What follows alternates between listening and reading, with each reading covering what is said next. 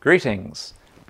Today we're going to be looking at rotation matrices in 2D. This is part of a Demystified series, which is just DIY proofs that you can follow along with to help you understand some new things from maths. So, before we look at rotation matrices, let's look at general matrix transformations.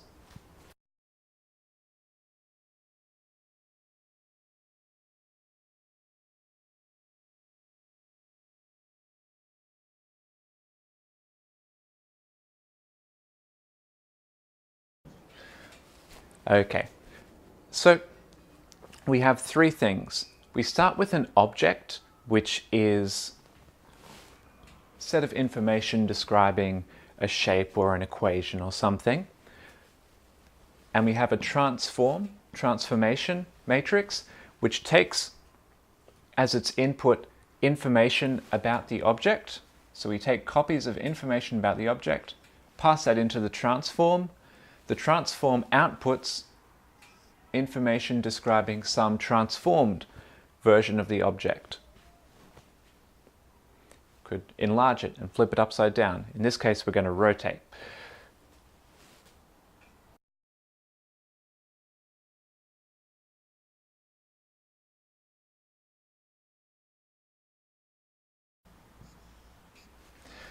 So, let's take a single point in 2D space. It'll have an x-coordinate and a y-coordinate.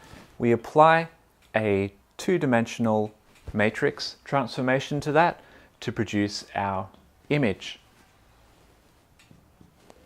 Now, the image is described by undergoing this matrix multiplication. It's A times x plus B times y. And then the new y coordinate is c times x plus d times y. So by picking A, B, C, and D, you can get some interesting transformations.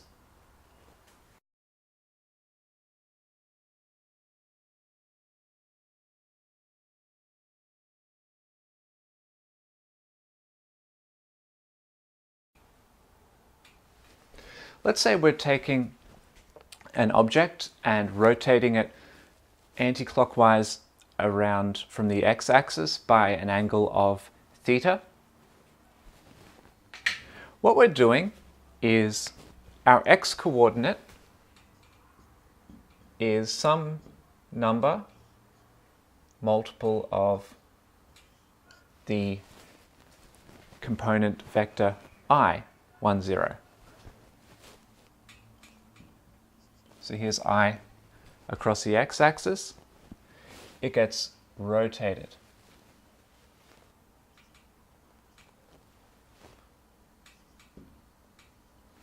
There's j. Our y vector is, y component is y times that j. You rotate j, and it comes off like that. So let's look at what these vectors become when we rotate them. Just a bit of notation here, since I'm looking at cos of theta and sine of theta, I'm going to save myself a bit of time. And instead of writing cos theta every time, I'm just going to write c. And instead of writing sine theta every time, I'm going to write s. Actually, let's call that c star and s star because I don't want to get confused with that c there. So first we're going to look at I.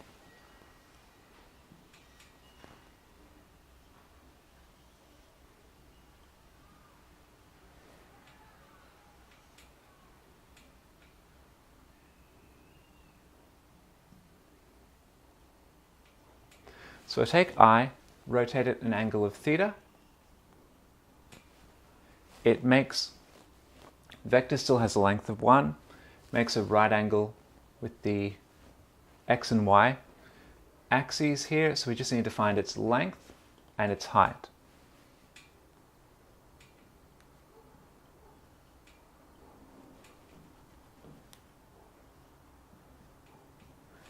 Its length is going to be cos theta across.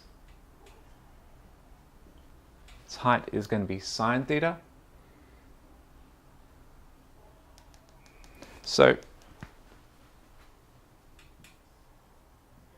the vector 1, 0 becomes the vector with a horizontal component of cos theta, vertical component of sine theta. So if I have x times that, it'll become x times that.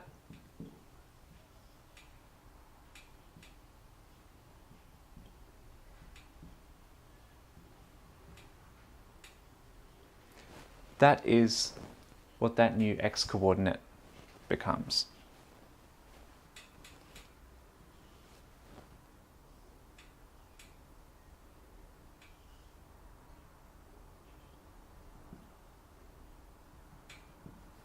Now we look at the j vector. J vector was going straight up, and now it's being pushed back by an angle of theta. So the components here are, because we're still measuring that as the base, cos theta there, and this becomes negative sine theta because it's pushing at a length of sine theta in the x negative direction. So now the vector 0, 1 becomes, its horizontal component is negative sine theta, its vertical component is cos theta, and my y coordinate is like y times that vector. So it becomes y times this.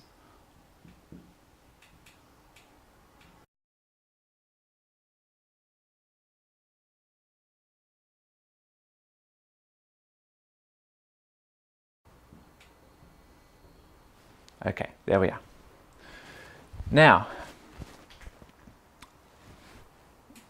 this is the expression of my matrix, my transformed vector after I apply the matrix transformation.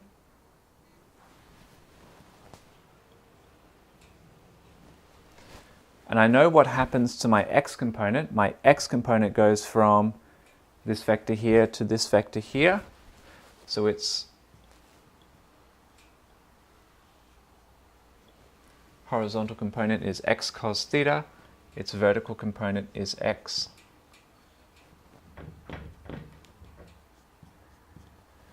sine theta. Now my y vector, y coordinate becomes this vector here. So we add on the y vector once it's transformed.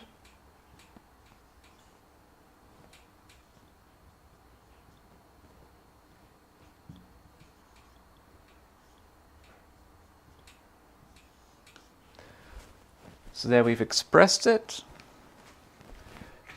Now let's do some comparisons. Well, we have x, so A must be cos theta.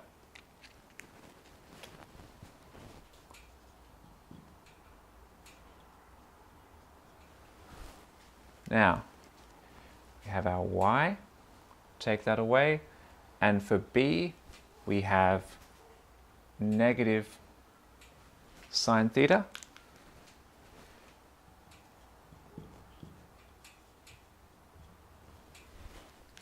Now we have x and x, so the coefficient C is sine theta.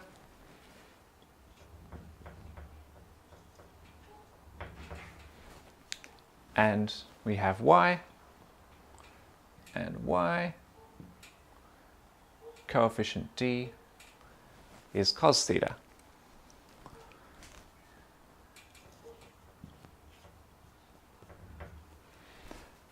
So in the end, our matrix transformation, let's put a big T for transformation, matrix is, and I'm going to write this in with the full names of cos and sine.